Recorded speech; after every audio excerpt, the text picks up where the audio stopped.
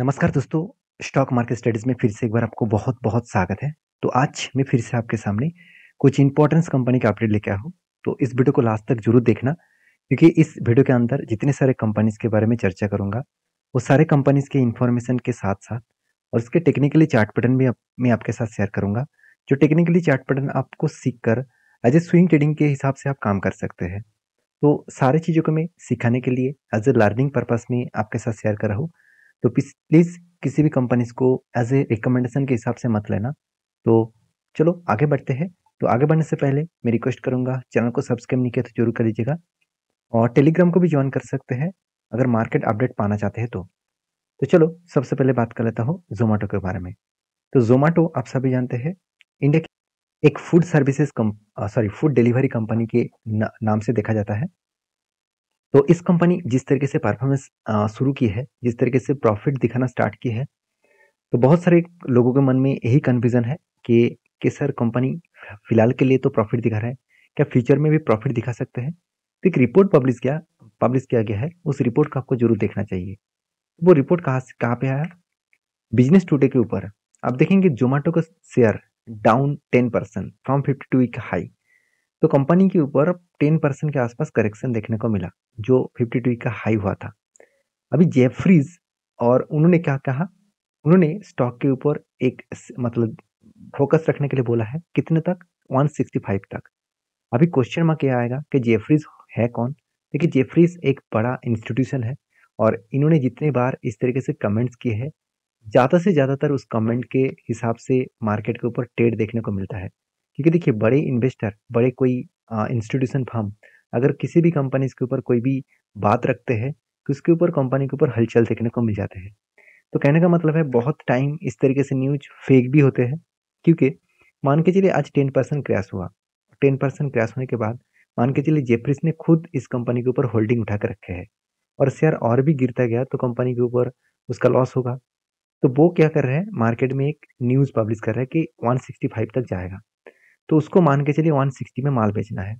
तो retail public को यहाँ पे फँसाएँगे, रिटेल पब्लिक यहाँ पे बाई करेंगे और 160 जब भी जाएगा वो माल बेचना स्टार्ट कर देंगे और रिटेल पब्लिक वहाँ पे फँसते रहेंगे। तो आपको किसी भी बड़े इंस्टीट्यूशन हो, कोई भी बड़े इन्वेस्टर हो, अ, उसके साथ-साथ अगर मैं भी आपको किसी कंपनीज़ के बारे में बात करूँ, मैं कभी भी आपको टारगेट नहीं दिया। तो अगर मैं भी कोई भी कंपनी के ऊपर आपको बातचीत कर रहा हूँ कि इस कंपनी के ऊपर फ़ोकस रखिए, तो इसका मतलब ये नहीं कि इस कंपनी के ऊपर जब भी एंट्री मिले तो एंट्री ले लेना। क्योंकि आपका खुद का कन्विक्शन होना चाहिए, आपको मार्केट के ऊपर थोड़ा-सा नॉलेज होना चाहिए। थोड़ा-सा मतलब उस कंपनी के ऊपर जाँच तो करिए, क्या सही में वो 165 तक जा सकते हैं कि नहीं? तो चलो वो भी मैं आपको दिखा देता हूँ। अगर चार्ट पैटर्न में दिखा दूँ तो 165 का मतलब है कंपनी का लाइफ टाइम हाई।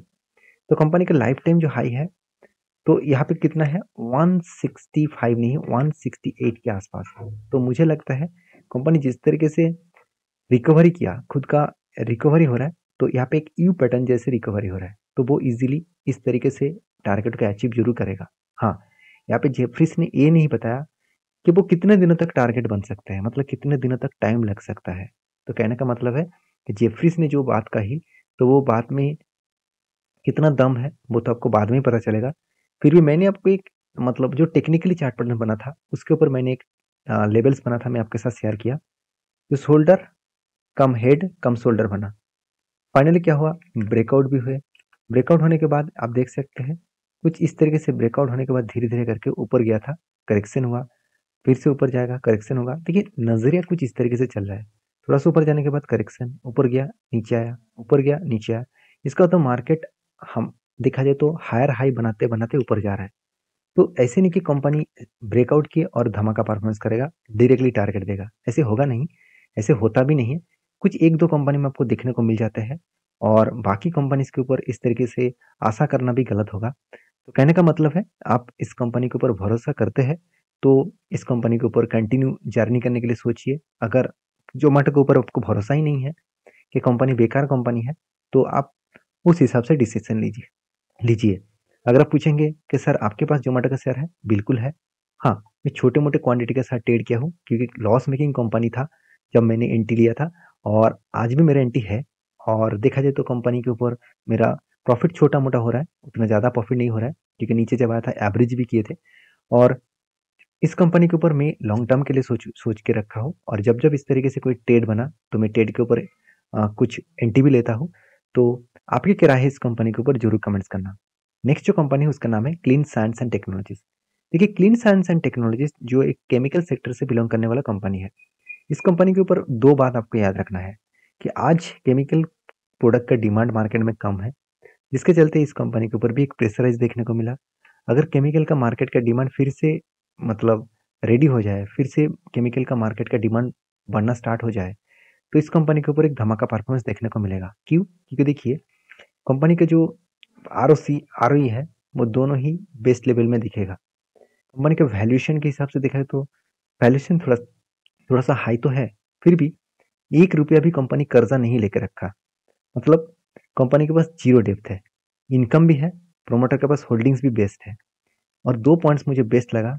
पहली तो क्विक रेशियो जो 2% के ऊपर है, ये बेस्ट है।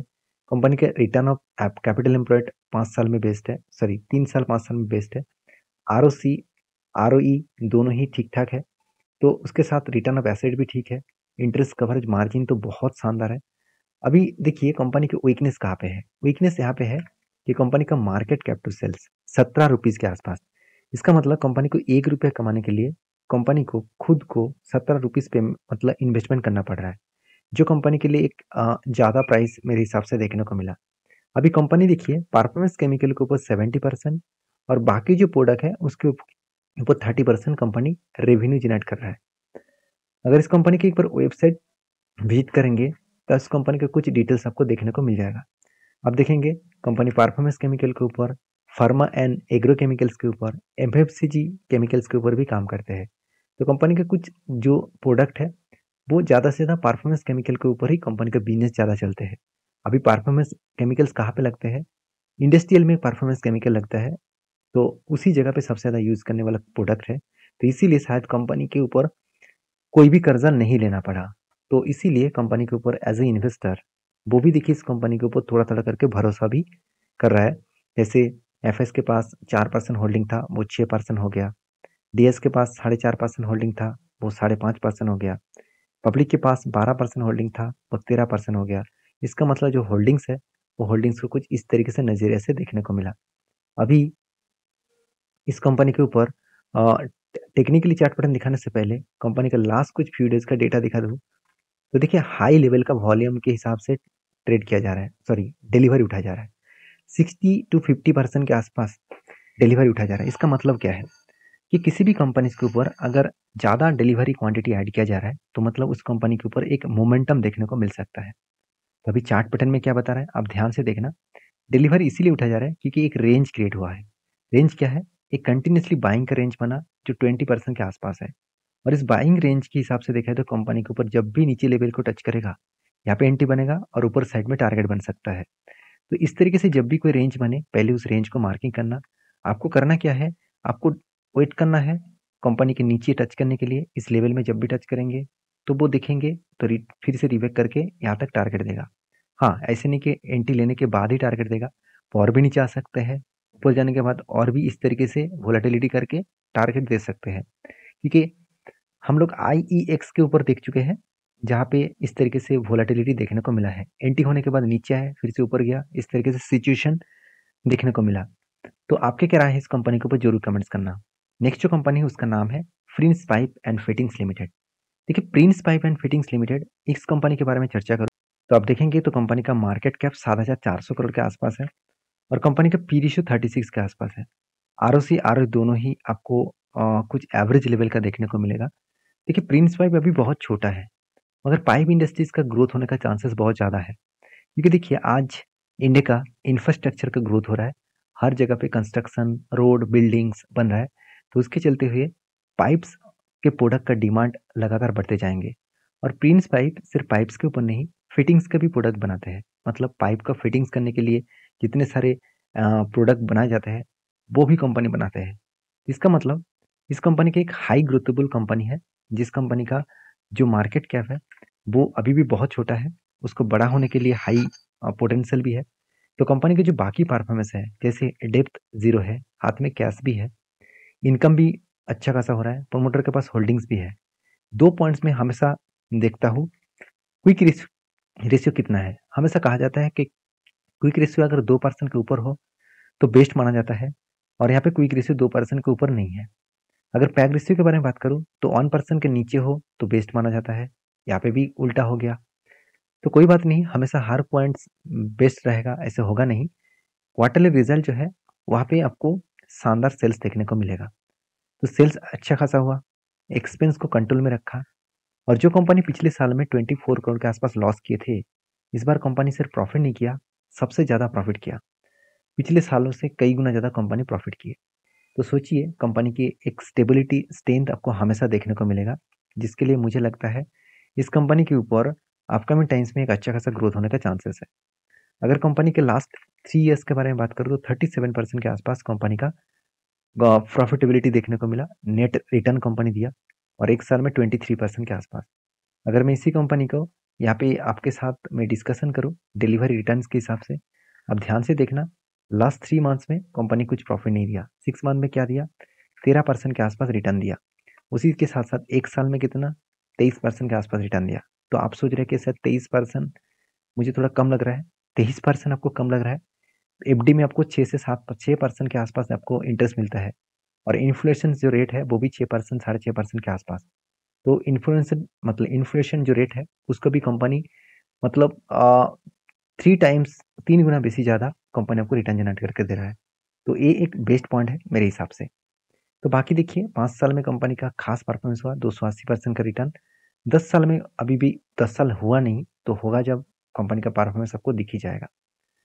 तो कंपनीज के ऊपर चार्ट पैटर्न्स के बारे में बात करें तो प्रिंस पाइप के ऊपर एक शानदार तरीके से पैटर्न क्रिएट हुआ, शोल्डर कम हेड, उसके बाद फाइनली ब्रेकआउट भी हुआ।